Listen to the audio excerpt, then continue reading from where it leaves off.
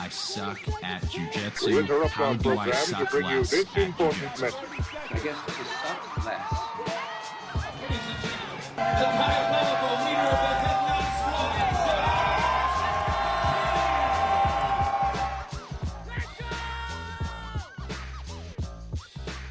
Hey everybody, this is Josh McKinney, and I just want to welcome you to the newest episode of the I Suck at Jiu-Jitsu show, and wish you guys a happy new year. So that is really the motivation of today's episode.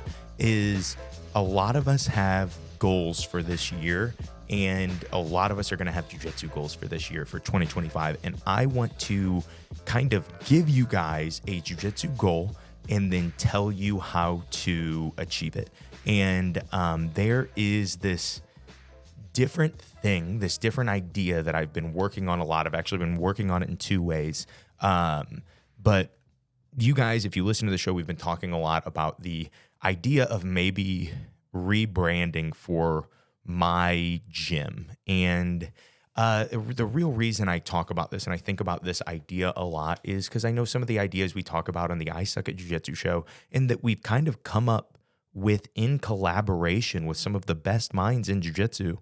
Some of these ideas are different. And if you could put a name on them that made sense, that was memorable, then I think people would be able to use it more. And so I thought, way too early, I'm just going to give you guys this idea and this thought that I've been working on. It may not go further, or it may suck. And so, you always have those possibilities. And we're just going to see together if we can give you the goal of, if you obviously are a black belt, then maybe just the goal of getting better at jiu-jitsu. But if you are any other belt and you have the potential to get promoted, that we want to get you so good at jiu-jitsu that by the end of this year, people are looking at your coach and saying, hey, when are you going to promote? What's his name?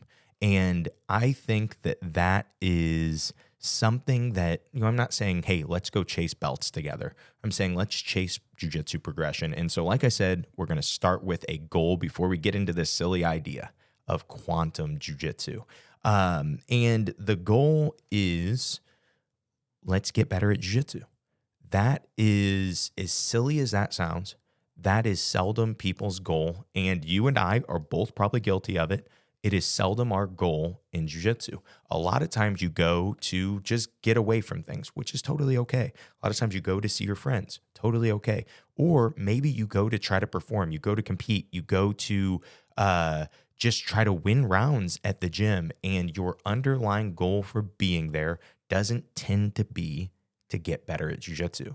And if we were to set that as the primary goal and not even think about belts, and we could, for instance, ideally 10x how much better you are going to get this year, which I fully believe is a possibility. I have seen it over and over again and experienced it in my own jiu-jitsu, where I've had certain years that I have gotten better 10 times than I had ever gotten better before. And it's really hard to explain to people why this works and how this works.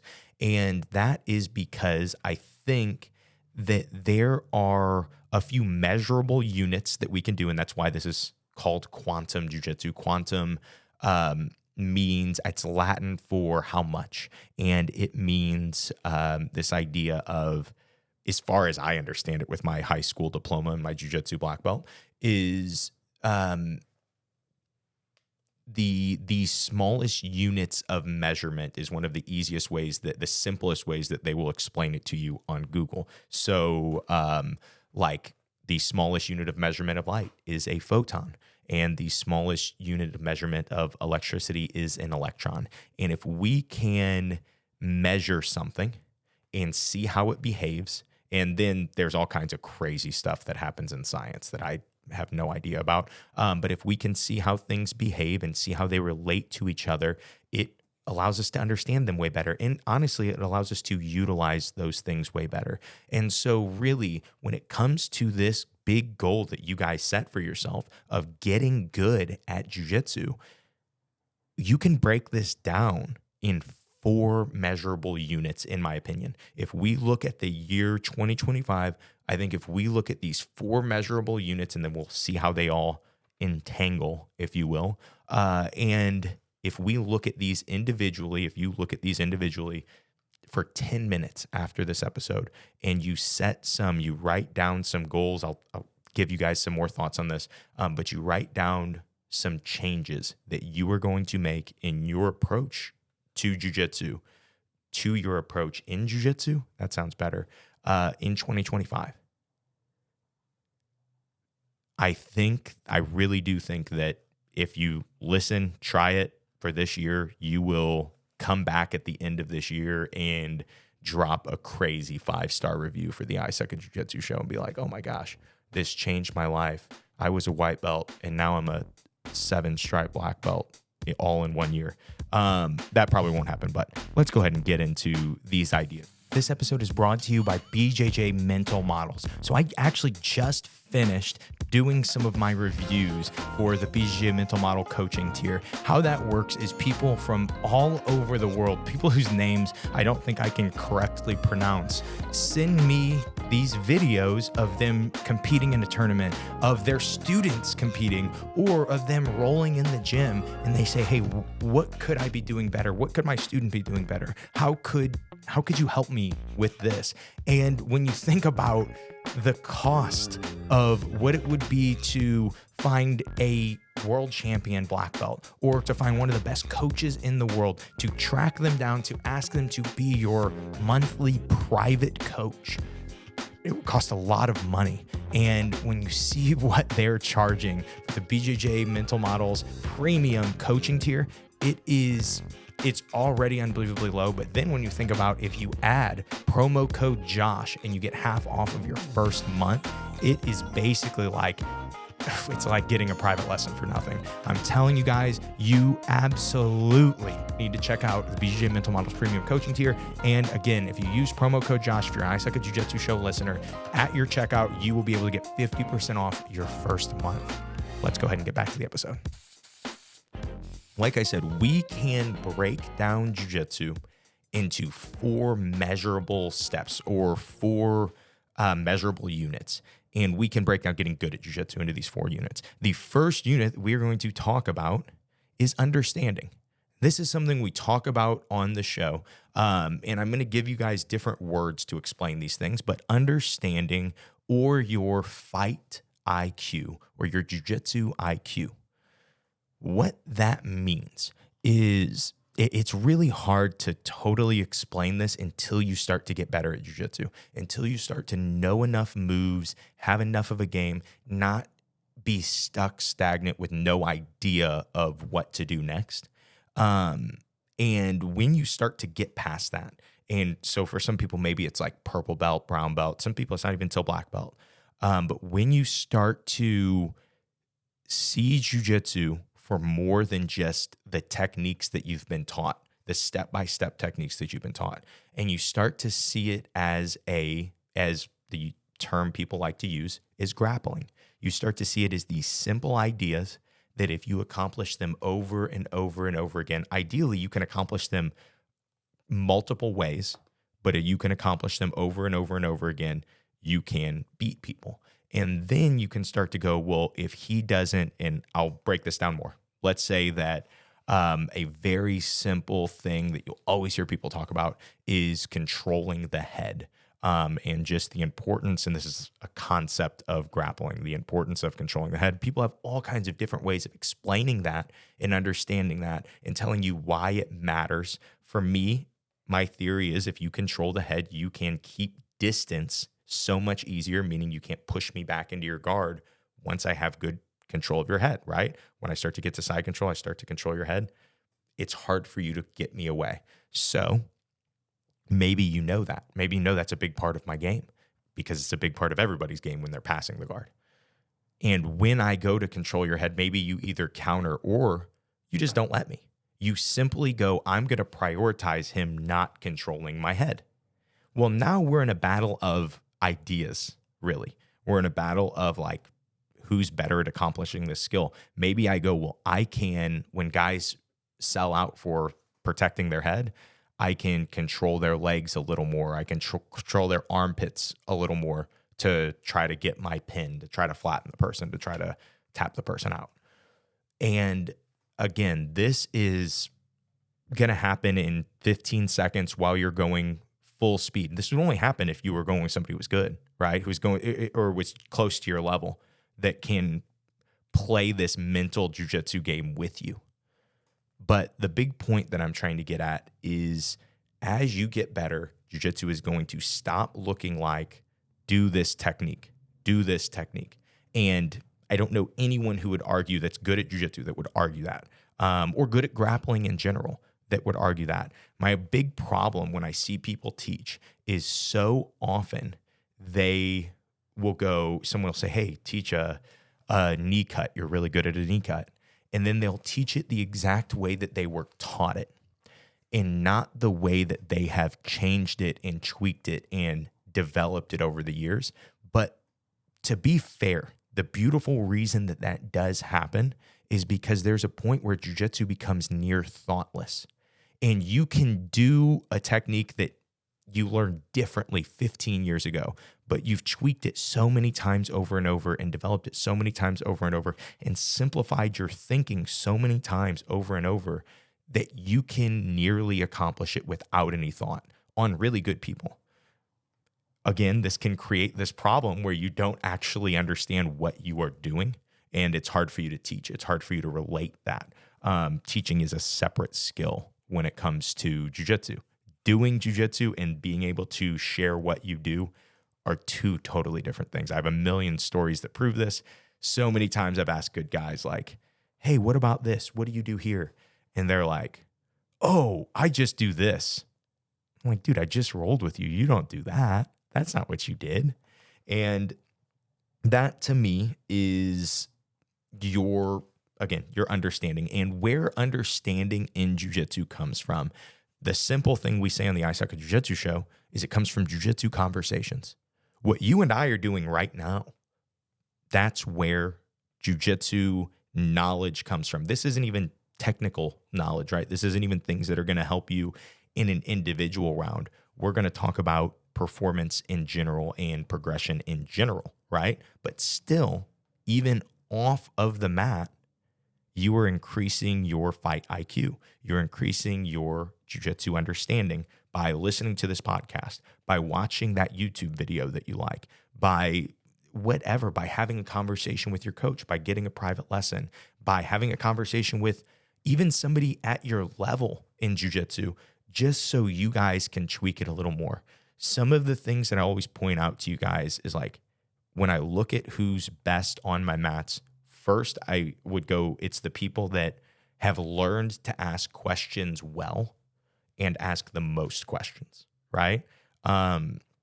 It's crazy how a really good question asker can see the same thing that we all see, but come away with a question that makes us all go, oh, wow, that was a really good thought. That's going to help us all understand more, right? And so as you're learning to have these conversations with your peers, with your coaches, with whoever, or just, again, with a random talking head dude that has the I Suck at Jiu-Jitsu show on YouTube, and that you gave a 5-star review and a comment and a thumbs up and all those things you're supposed to do, and a share, and you told all of your friends about. And that's also a huge part of jiu-jitsu understanding. But another simple way that we can look at this, jiu-jitsu understanding, is how and who you study, right? And another thought, just a little more in depth on this, is if you are one of the people I asked not long ago, like, how many people have listened to every episode of the I Suck at Jiu-Jitsu show? And I was shocked with how many people not only have done it, but then sent me an email to tell me that they listened to every episode. But if you do that, if you've listened to all 300 episodes, it's not hard for you to pick up my deadpan sarcastic humor where I give really terrible jiu-jitsu advice directly to somebody or say something totally insane and don't laugh, don't smirk, and then just move on with the conversation. You guys that have been with me for 300 episodes, you get that. You get that sense of humor. You guys who joined this year on the Keenan episode heard some of the things I said and were very offended by them. I mean, they were meant to be offensive, but they were just jokes. I got a message about how we said on that episode something along the lines of, he said that women account for, it was like such a small percentage of jiu-jitsu. And I made the statement of like, yeah, they're taking up all the space on the mats or something. We should remove women and children from jiu-jitsu. And Keenan, of course, jumped on that. He got the joke. And he's like, oh, yeah, get rid of them, ban them all. And I got messages about that. I'm like, bro, I'm just kidding. Listen to more episodes. I make way worse jokes, even more deadpan than that. I don't know what to tell you. But the example there is to say that you start to understand people's language as you talk to them more. I'm from a different place than you are. I speak probably differently than you do. And after you've heard from me enough times and you really start to gather all of the information that I'm sharing, you start to go, oh, wow, I really think I'm starting to understand Josh's perspective. I'm starting to see Josh's perspective. And if you're a new person in jiu-jitsu, you go, I'm getting this 16-year of competition and 9-year of coaching perspective and the perspective that he's stolen from so many other people too, right? And that is like I guess what I'm trying to explain here is when you are looking for people online that to kind of learn jiu-jitsu from, when you're looking for a coach, when you're looking for a mentor at your gym, it's really important that if you find that person, you keep learning from them, because the more ideally, there's going to be this point where things start to sound repetitive and you're like, oh, well, this guy only says this. But the other way to look at it is, wow, this guy's really good and he only says this. He only thinks this. He only cares about this. He's thrown out so much of the other stuff. And this is what he cares about. And it doesn't matter to me enough. It doesn't matter to me that much. Maybe that's because I don't understand it at the level that he does. And that is a small soapbox rant about jiu-jitsu understanding and how you should look at, do you know something? Do you actually get it? If you learned the move because you watched the video, if you're not performing the move at a very high level, that means you probably don't understand it at a high level. So if your coach is like, hey, let me tweak that, don't be like, oh, well, I watched Gordon Ryan do this. It's like, yeah, you watched a 3-minute clip. You didn't get to interact. You didn't get to conversate about it. You didn't get to ask, and he didn't get to feel where you were doing it wrong. But if you have a high-level coach, they can ideally take that move that they've barely seen or they've seen it once and be able to still tweak it for you and be able to help you with it. And that is what high-level jiu-jitsu understanding looks like. And again, if you're not having jiu-jitsu conversations, if you don't have people that you watch consistently each week on YouTube, on Spotify, on whatever you listen to, on whatever, that's just how everyone's getting better right now. It's the jiu-jitsu equivalent to being like 15 years ago when I started, the guys that were just like, yeah, I don't go to class, I just come in and roll. And I'm like, dude, we're so rudimentary with the things that we're learning right now anyway. You're getting murdered by not going to class. And now at this point, it will still happen if you're not learning off the mats and increasing your understanding. It's like the only thing that you can do to get better at jiu-jitsu while protecting your body, while not sustaining injury, is increase your jiu-jitsu understanding, increase your fight IQ.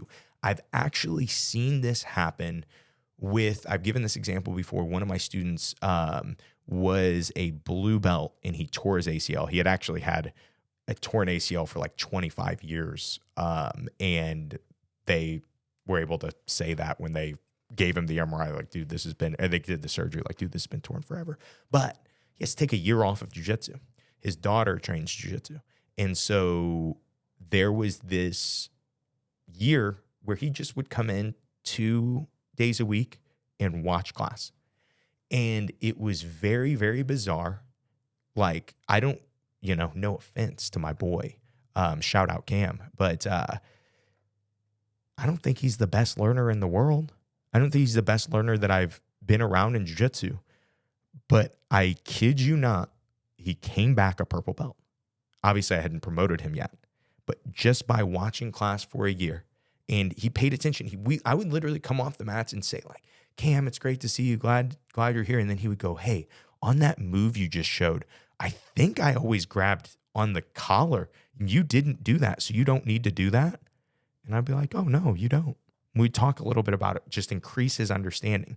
And it wasn't but a few months later that I actually did give him his purple belt once he just physically started to get back. But it was very noticeable, like this guy got better while he wasn't able to train.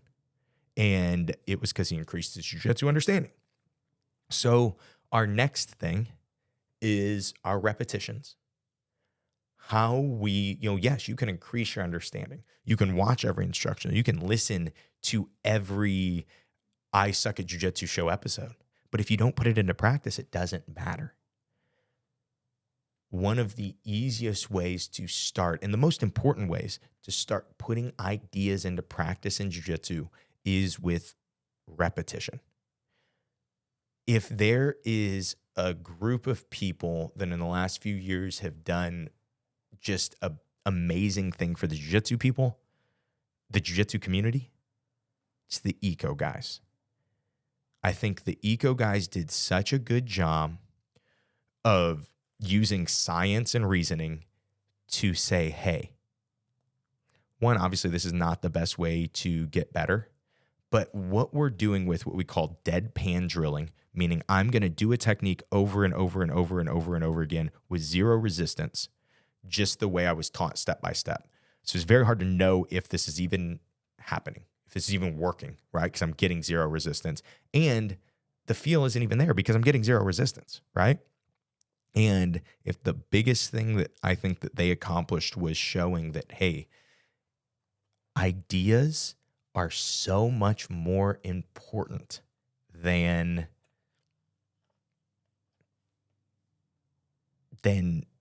these individual little clips, these little step-by-step moves that you're teaching. Because to those step-by-step moves that you're teaching, somebody did those one day and they became a move, right? And then everyone said, okay, well, what did he do? Well, what he did was he trained for a crazy long time, got really good, got a deep understanding, put that understanding into practice, took a ton of time experimenting, took a ton of time doing reps, and then that move came about, right? And so to just say like, oh yeah, just put your hand here, do this, and then he's going to do this, and then you're going to do this. That's what the eco guys proved. It's like, that's not jiu-jitsu. That's not real. That doesn't happen. But if you can accomplish certain ideas over and over again, that is massive. And I know that like people get that now in jiu-jitsu. I think this is not even that crazy of an idea now, but it really is because of those guys. My proof is in 2020, Chris Paynes and I think it's episode 68. It's the first time we had met. And he and I, shout out Villaincast. He and Naki do great things for jiu-jitsu. You guys should check them out. But Chris and I had the first conversation, and the joke on that episode was like, I feel like I just met my brother from the other side of the world, because we had so many similar ideas on jiu-jitsu training. But the big thing, the big idea that we both had, and it's crazy because 2020 it was 4 years ago. It was November of 2020. It's like just a little over 4 years ago. But us talking about concepts over techniques was a crazy, bizarre idea back then. And it's insane to think about that, because now it's like, yeah, everybody knows techniques are stupid. But that is you kind of see how jiu-jitsu has grown, and the way we're getting repetitions is changing. This is where this idea of designated winner came from. When I started to see that there were people that would do reps, but it wasn't deadpan drilling. It wasn't what I would call like repetitive drilling. It was different. You would teach them a move, and without conversation, they had a really good training partner. And that training partner would give them just the right resistance. And then a lot of the times they would then start to like increase the resistance. And it usually was unspoken, something you see among black belts. And it was something with my favorite training partners that I would do, again, unspoken. And so then we started to come up with this idea of designated winner. Designated winner is a positional spar, right? So it has a defined beginning and a defined end. And one person is designated to win every time. You define what winning is. Okay, passing, getting into side controller mount is winning, right? The top guy wins every time. The bottom guy gives 20% resistance. Which 20% resistance? He builds frames on the hips and shoulders as much as he can. And the top guy tries to get close and pass the guard. Once he does it, do it again, right? And that's what designated winner was a positional spar where we designate someone to win, and then we designate the other person to give an amount of resistance. And again, you get better at giving the amount of resistance. You can kind of, as you get better at jiu-jitsu, you can kind of do jiu-jitsu with just a little less strength and a little less strength. And you can give that style of resistance for guys and even pause when you can see that they need to think for a second and then let them continue. And it allows you to incrementally get better at positions. And that was something that, again, was bizarre, right? And like now that idea is not a big deal. Like, yeah, that's the, if you ask ChatGPT, it's weird. Doesn't credit me with it unless you say, no, that's wrong. And then it'll be like, oh no, I'm sorry. Josh McKinney coined the idea. Yeah, that was a random thought. Oh yeah. Back to the idea of repetition. So the big point here is that not all reps are equal. Just because you show up and you do what the coach told you to do does not mean that you're getting better at jiu-jitsu. And it doesn't mean that that rep has the same value as even the guy next to you who's drilling. He may have a better training partner and they may have a better way to try to implement these things into their game, right? And so something that I've heard before that I think is really helpful is one perfect rep would be better than 100 thoughtless reps. And I do think that's true. Meaning like me making sure that my positioning is right and then asking my partner like, hey, from right here, could you move me? And then they give me some resistance. Like, oh man, they off balance me. And then I put my hand in a different place. Could you move me here? I'm like, oh, well, that works, right? And we could do one really good rep. And again, this would increase our understanding because these things are related, but it would also get us physically ready to do jiu-jitsu, right? And at a high level, like I would say for a lot of black belts, this is like where I've always said designated winner really came from, was designated winner is how a black belt gets to roll. Black belts tend in their school, if they're the only black belt and they have a bunch of white and blue belts, they tend to get better than anyone else in the school. And it's because they always are getting reps of offense. They're always getting reps of winning, right? And in a second, we're going to talk about winning and how that is, how reps and winning are different. But we'll get into that in a second. But the idea on our reps not being equal, and that's what I mean by like, that's why I loved designated winner, was because it's this easy way to go, hey, how can I make sure that this rep actually has any value? Well, you increase the intensity, right? You pressure test it and you do it right there and then. You don't go, let's drill this 100 times and then we'll go try it on Greg. And then if it works, then we did great. But if it doesn't, then we got to go back to the drawing board. Doesn't make as much sense to do that. And so the big thing about reps and about understanding, and this is going to bring us to our next unit, is they go hand in hand with our schedule. How often do you increase your understanding in jiu-jitsu, and how often do you get quality reps? And there are other factors. Did this quality reps beat up your body too much, right? Are you only rolling live for your quality reps? And it's funny because people will do this in waves of their life, but I've never seen anybody do it long-term, like long term, over 10 years. That's, I guess, the thing I would consider long-term in jiu-jitsu for me right now. But I don't, we talked about it with my dad just a few weeks ago. I know so many guys, late 40s, early 50s, that are starting to need to stop rolling, like, at all. They're just too beat up. They can't do jiu-jitsu anymore. They can't perform anymore. And I really think that with the right ideas on schedule, I think that we can stop this from happening. We could, yes, we're going to get our next belt this year in 2025. But here's what we're not going to do. We're not going to do it in a way that prevents us from ever getting the next belt after that, right? Because there are things you could do that would, schedule-wise, training-wise, that just like, hey, I could run my head against this wall enough times this year, and I'll probably break the wall down. But what about the next wall that I'm going to have when I have brain damage, right?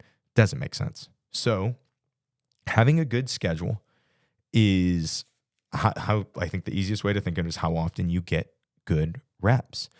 But the word that we talked about this year, the word of the year for 2024 for me, really was sustainability. Yes, I can do this, but does it sacrifice tomorrow? Yes, I can do this, but does it sacrifice 5 years from now?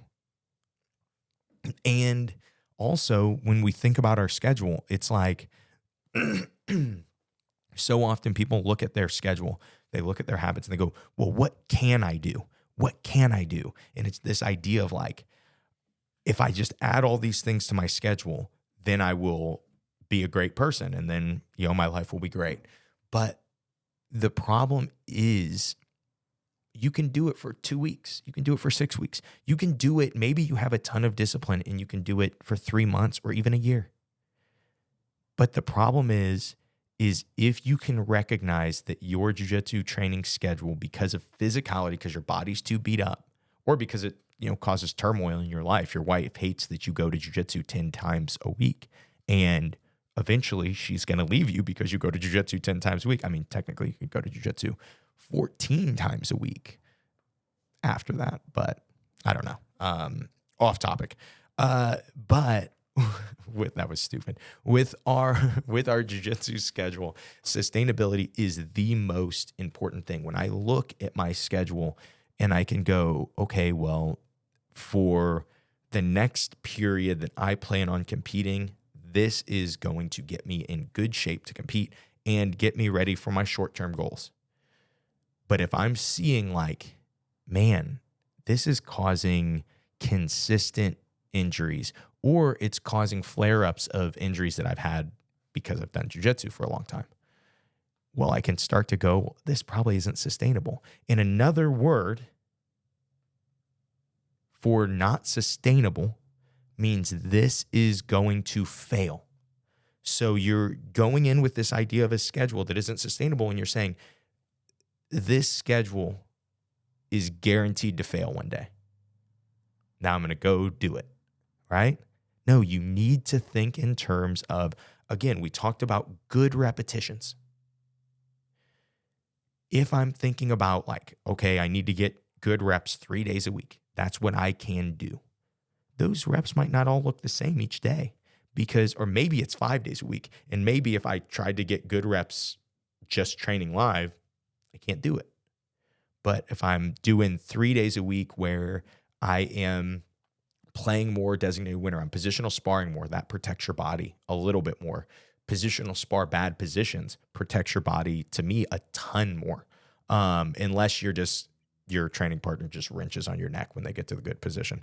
But that really, like, you'll notice that the explosiveness is limited from side control versus when we both, our feet are in play, right? And our ability to leg press each other is in play when I'm trying to pass your guard, right? There is a huge difference in explosiveness and athleticism and intensity.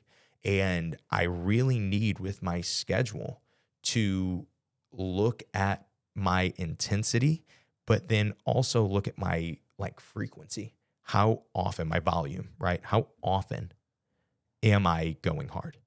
Because if I go hard too often, I'm going to hurt myself. And you'll have these little signs. And what sucks is you're going to look back and go, oh, those were the signs that Josh was talking about while your arm is broken, your fingers, hanging on by a thread, whatever it is. When you're dealing with those injuries. And so trying to be mindful. If you've trained jiu-jitsu for a long time, you can look back and say, man, these are the times that I felt really good and I've started to get better schedule-wise. These are the times that I got injured. And you have to start to relate those two things together. You have to do some of your own research and ask about yourself. If you keep doing the same things over and over again, you're insane, right? Or in being sad about the result, I guess, you're insane. They say insanity is doing the same thing over and over and expecting a different result. And you see this in jiu-jitsu. I personally suffer from jiu-jitsu insanity sometimes. But being able to see that pattern back and say, hey, okay, maybe it has nothing to do with the intensity. Maybe it has more to do with what I'm doing off the mat schedule-wise. When I'm getting enough sleep, I'm not getting injured. And so that has to be part of the schedule. Why? Because if it's not sustainable. And if it's not sustainable, you are walking in with this schedule that you say, eventually, this is going to blow up in my face. Just does not make sense to do. Now let's look at the fourth unit of measurement for getting good at jiu-jitsu. And this is so hard for people. It's your mindset. How you look at jiu-jitsu, how you think about jiu-jitsu, how you think about individual rounds, how you think about jiu-jitsu, honestly, how you think about jiu-jitsu as an establishment goes in to how you will train jiu-jitsu and how much better you will get at jiu-jitsu.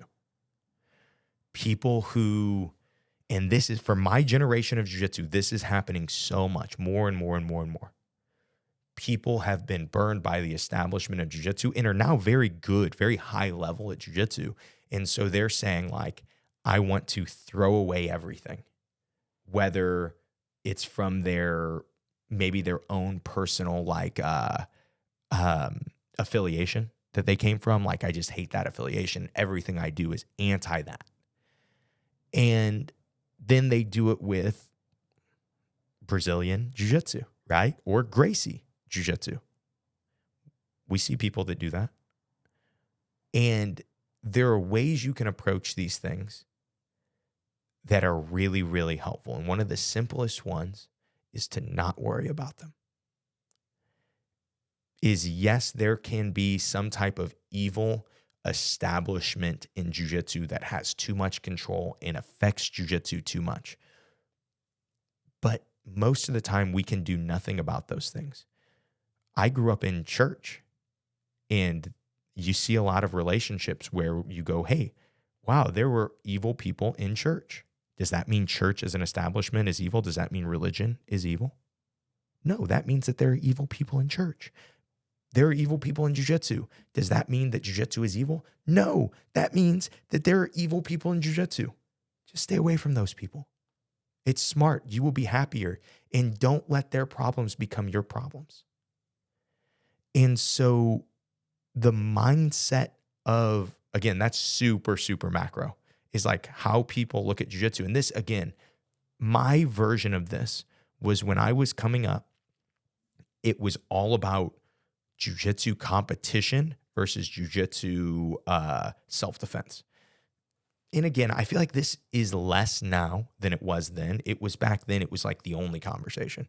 Oh, well, this wouldn't work in the streets. And it's like, well, you guys, when we roll, you guys aren't very good. And it was always back and forth. And something my dad and I did that was really, really smart at the time, we didn't even realize it was I was a jiu-jitsu competitor. I competed all the time. and we really liked, we had a subscription to Gracie University and Hinter and Huron's Gracie University. And the amount of jiu-jitsu on that site at that time, especially, there's nothing even close. And then what was also interesting is all jiu-jitsu was about at the time, because it was all about competition. It was just about passing the guard and playing the guard. That's who won in the competition, right? And nobody wrestled even. It was just like guard pulls, and then how do we play from here? Those guys were huge on positional control, which was a self-defense idea back then. Now it's normal, right? But we got ahead of everybody else because we were like, oh, these guys are cool too. These guys do jiu-jitsu too. We didn't overthink it. The mindset was just get good at jiu-jitsu. So now let's go a little more micro in that mindset. What about when it comes to your night of training? Because you may come in and you go, yeah, Josh talked about this idea of mindset, and I'm going to go in with a plan of getting good at jiu-jitsu. I'm going to go in, I'm going to pick a move to get better at, or an idea to get better at, to focus on. I'm just going to do designated winner for the first half of class or first half of open mat. Then I'm going to drill just a little more. Maybe I'll watch some rounds or I'll positional spar this, right? And you have this great game plan. Then you start rolling with either your favorite training partner or your least favorite training partner. And you're like, hey man, let's just roll light. And you guys start to roll, start to go faster, start to go faster, start to go faster. Then you're going full speed. And then the hardest part about this is the next round. You're just like, well, I'm rolling live now, so I might as well just train, right? It's so hard to get out of the mindset of go hard. The best guys have it as an on-off switch. They can go hard, stop going hard. They can go hard, stop going hard. We all remember in Dragon Ball Z when they stopped using scouters, right? When all the bad guys stopped caring about using scouters, because they go, hey, these guys are hiding their power and then using it explosively in 1 second, right? Because one, the idea is if I can beat you with 1% power, well, that's not a bad idea, because then I only have to use 1% power, right? But then if you get used to that and you start to go, oh, well, this is what he is. This is how good he is. This is how fast he is. This is how strong he is. And then we get to a situation where I go, okay, I just need a little boost in intensity. And being able to turn that on to get to my next place is so valuable. But for most people, it's just not how jiu-jitsu is. And it ends up, honestly, for most people, that's never how jiu-jitsu gets to be. Even good guys, a lot of them that I go with only understand going hard. And I promise you, even at black belt adult competition, if your jiu-jitsu is smooth enough, you can not have to go 100% to do jiu-jitsu. And I just think that that's a really important thing for people to understand, is that like the better you get, the less strength and physicality you should be using in jiu-jitsu. And I also will explain it like this. It's a really easy way to see yourself getting better. Let's say you go with somebody who's all right and you only know to go 100% in jiu-jitsu. And you beat that person when you go 100% consistently. And so today you go, I'm going to try to go 70%. I'm going to remove a huge bit of my physicality. I am not, even if I feel the need to, I am not going to get past 70%. And if you still beat that person, in theory, you just got 30% better at jiu-jitsu if you can now start playing it that way and say, I only need 70% of my intensity to beat this guy. Because then you start to go, well, I need 60%. For me, I had heard that idea, I told you guys before, from Sean Williams years ago. It's always been one of the biggest ideas for me, is this idea of rolling without strength that has made such a big difference in jiu-jitsu. And this is a mindset. Yes, it's a practice, but this can only happen with a mindset. I tell people to do this and they go, oh, okay, I can do that. And then they can do it to a white belt. But as soon as a round gets intense, they immediately go into Pohada mode and then they stay there. No idea how to turn it off. And they have no control of, it's really like that thing of, if you let somebody's words affect you really easily, you don't control yourself, they control you.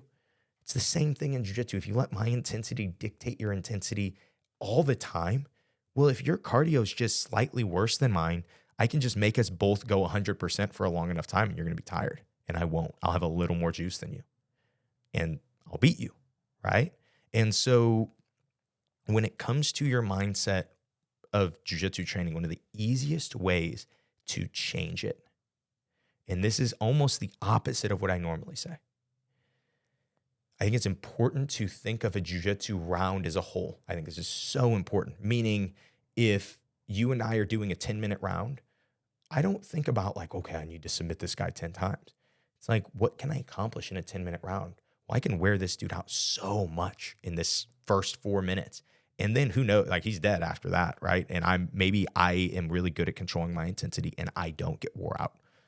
Then it doesn't really matter. I looked at the round as a whole and now I get 6 minutes to just beat you down, right? And I think that's a great way to look at rounds strategically. But when we look at jiu-jitsu for getting better, that's actually not how you should look at it.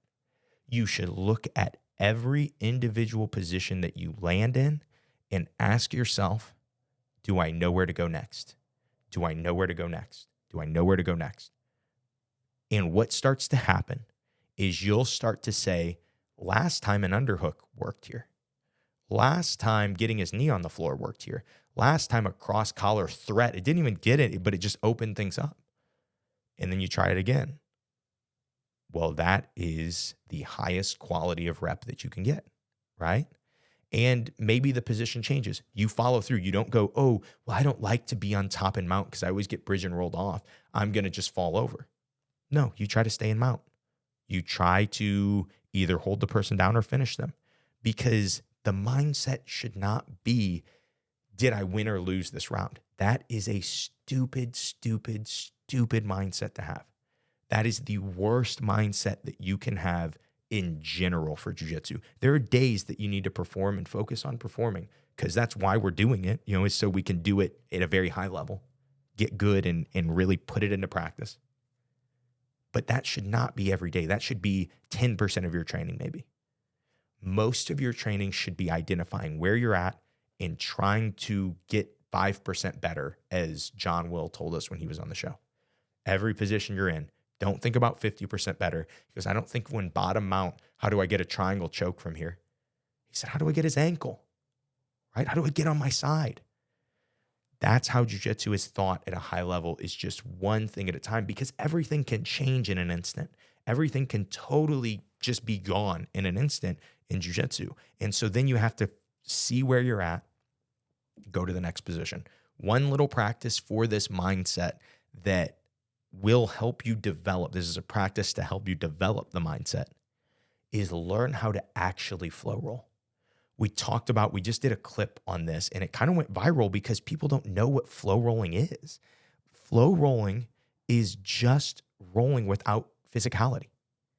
You don't have to just let the guy do something every time. It's not like I do a move and then you do a move. I do a move and then you do a move. That's just a kata, man. When you're flow rolling, to me, with the guys that my 63-year-old dad is my best flow rolling partner. And he and I can flow roll and get our intensity up to almost a real roll. But the ego isn't really there for us. Don't get me wrong. If my dad gets an ankle lock on me, he'll try to rip it off or something like that. But he's a crazy old man. But at least for me, I'm not like, oh, I got to beat my dad today. Or if he starts piecing me up, I don't get mad about it. He's just in a better position. I am getting practice in the position that he has me in. Who cares? And then people like in a flow roll, if the guy submits you in the flow roll, just tap. It's a flow roll. And there are these people like, oh, well, he started going hard, so we stopped flow rolling. That means you started going hard.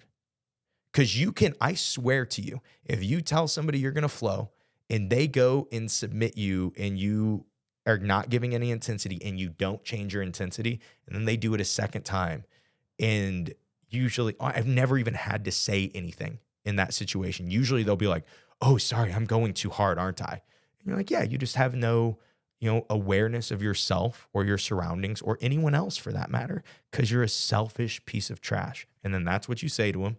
And then you can flow roll from there. And the intensity's way down. But honestly, flow rolling, that's something that I really think I saw Jeff Glover do all the time. And he would just always preach it. What it does, we talked about how every time you're in a position, you should be fighting to the next position. You don't have to be using intensity. It can be as simple as my hand shouldn't be here, it should be here. Because then there's another move once your hand gets there, right? Oh, I should scoot away. Just fighting to the next movement. And the quicker you can do that without having to think, just to go to the next fight and go to the next fight by feel, the better you are at jiu-jitsu. And one of the best ways to do it by feel is to get reps doing it without real intensity. When we tense, that's the hardest time for us to feel ourselves getting like touched, right? But when I'm relaxed, if you touch me, I'm like the Pillsbury Doughboy, right? Hey guys, Josh McKinney here. New year, new me, but still the same old sad song. Not enough 5-star reviews, not enough comments, not enough shares, not enough likes. I'm sitting here, my kid is starving at home, hoping, will someone please just comment on the YouTube channel for the algorithm? The first word from my son Matthew actually was algorithm, and the second words were please God. And unless you guys are commenting on the algorithm, unless you guys are giving us likes, unless you're sharing this show with your friends, there's just nothing that the algorithm gods are going to do for us. They're not going to help us. My son is going to be likeless his whole life. And like, help out the show, man. Help out my family. Help out the future of the I Suck at Jiu-Jitsu show. Give us a like, give us a comment. If you are listening to this episode still, I think it'd be really cool if you did give us a comment claiming that you were going to get your next belt this year. Tell us what belt you are and make the declaration. Give yourself a little bit of social pressure that you were going to put in the work this year and that you are going to get to your next belt this year. Let's get back to the episode. I guess, yeah, when you think about the mindset of jiu-jitsu, I think the simplest way, because we talked about like flow rolling, we talked about all these other ways, but still your head just gets in the way. And so this idea is you just can't be shaken, right? Bad stuff happens, just like in life. Bad stuff happens. If you let it affect you and you let it ruin your life, it does. But if you go, okay, that sucks. Now I will try to get 5% better than where I'm at. I'll try to get 5% better. And you may fall down again and again and again. You may be getting 5% worse over and over. But the practice and the mindset is, okay, I can't control that. Let's try to get 5% better. And that is, to me, the jiu-jitsu mindset. And now let's look at our last thought. And this is going to round it out for how we are going to get our next belt in 2025. And that is because we said quantum jiu-jitsu, our entanglement. This is our performance. This is how well do I put these 4 things together? How well do I do it, right? How well am I increasing my understanding this year, and am I doing it consistently? And if we look at sustainability, I didn't say this, but if we look at sustainability when it comes to understanding, people that you enjoy learning jiu-jitsu from are more important than people that have more accomplishments, than people that other people enjoy more.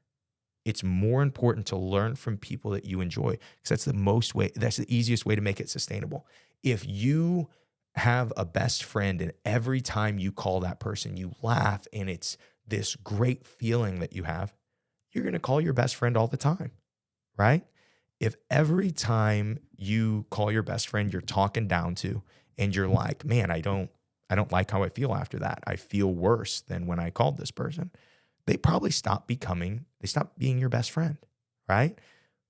With your jiu-jitsu coach or your mentors or your people you like online, having the people you enjoy, like you like their humor, you like their perspective, you like the language that they use. It's so much more important than, oh, this guy's really smart. So the other thing that I would say with like, when we look at how we relate these things is obviously we have our understanding and we have our reps. How do we take that understanding and how do we start putting it into practice? And we didn't limit what we called reps today. Reps could be deadpan drilling. Some people love deadpan drilling, but it's very important that you would be deadpan drilling something that will actually work and getting at least some resistance, some good start stop, right? Some people like designated winner. Some people like positional spars. Some people are all ecological approach of jiu-jitsu. Some people are all, I only roll live. I only go to open mats. It's how people do jiu-jitsu. How you get reps is up to you, and it's for where you're at, but making sure you're getting good quality reps. You're taking jiu-jitsu understanding, you're increasing it, and then you're applying that to good repetitions. That is, to me, the first secret of getting good. The second secret is your schedule. How do I consistently get understanding? Well, don't worry, brother. Every Thursday, we put a new episode of I Suck at Jiu-Jitsu show out. So Thursdays are taken care of. There's your consistent Thursday morning. Every other day, I don't know. What classes do you go to? Who do you talk to at those classes? Who do you drill with at those classes? Those are things that can be in your schedule. And remember, our schedule, when it comes to adding those reps, we have to keep it sustainable. We have to make sure that our bodies are not destroyed from getting these good quality reps, because you can't get great reps and kill your body and injure yourself, but they're still good, like get better at jiu-jitsu reps, but that's not a sustainable practice. And then the last part of this is our mindset. We've got to think about this. We've got to stay consistent with this, because maybe some of you guys are actually seeing like, hey, this quantum jiu-jitsu idea, it really is going to be effective for me with the injuries I've been dealing with. And I think that it will be. But if your mindset doesn't change with this new schedule change, with these new habits, with this new understanding, you are still going to find yourself getting into certain positions that you used to injure yourself with, or just going back to the schedule that used to injure you. It's just like, if your mindset does not change, your jiu-jitsu, you're going to get the same result. You're going to get as good as you did in 2024. And maybe that was all right. But if you change, if you look at your mindset and you say, where can I tweak this? How can I build habits to help me tweak this? How can I make myself get reps where I'm not increasing my intensity, where I'm learning to flow roll, or I'm learning to control how much physicality I'm using, even if I start to lose to a guy who I shouldn't lose to? Being able to change that mindset and just go, no, today is about getting better. It's not about winning. It's about getting better. And if you just focus on that over and over, you win an incredible amount. And that is, to me, the rudimentary thoughts of quantum jiu-jitsu. And hopefully I gave you guys some good ideas on how you are going to get better this year and how you are going to get your next belt this year. And if you are going to get your next belt, claim it in the comments, dude. Let me know what belts you are and say, I am going to aim to get my whatever belt. I'll go back at the end of the year and I'll check in with everybody who commented and we can see if it worked. Maybe this is a terrible experiment, but luckily it's you guys experimenting on it and not me. I'm already a black belt, so I'm fine. I don't need another belt. But hopefully these ideas were helpful for you guys. I really have put a ton of thought into this idea of how jiu-jitsu is trained and how I look at jiu-jitsu. I have some prodigal sons in jiu-jitsu, students that have moved away from me, like in one of my main prodigal son, first ever real student that moved away from me. He and I were texting. And what's cool is like, if I'm recording my seminars and I'm recording my stuff, as we talk about jiu-jitsu, and he's like, well, what are you doing now? I can just send him something, right? And so I had sent him, I think it was my melt passing seminar that I did at Stronghold Jiu-Jitsu this year. It's like 2.5 hours. And it's only available on the I Suck at Jiu-Jitsu Show Pro right now, wink, wink. But I told him about that, or I sent him that, and he made a statement of like, I really love how everything you teach, even though it's individual things, it all goes together. And I was like, yeah, it really does. It really is. The stuff that I share on the show and the way I teach jiu-jitsu really is just I think my perspective on jiu-jitsu and the perspectives that I've stolen. And it's, again, this is how I think people should use jiu-jitsu. This is how I think people, at least right now, this is, to me, the best information that we have to getting good at jiu-jitsu faster than anybody else, is breaking it down into those 4 units, seeing how they relate. And honestly, you could tell a lot of times I'm like stretching to like, oh, well, I'll try to add more content into these. I could have talked about each of these components for a whole episode easily. And so, but I really wanted to show how they related today. And hopefully this helps you. Hopefully you are getting your next belt this year. If you need any help, there's something I didn't cover, ask a question in the comments and I would be happy to answer and help you guys out. But that's all I have for you guys today. I hope that you enjoyed today's episode. I hope you had a happy new year, and I hope that today's episode helps you guys suck just a little bit less at jiu-jitsu.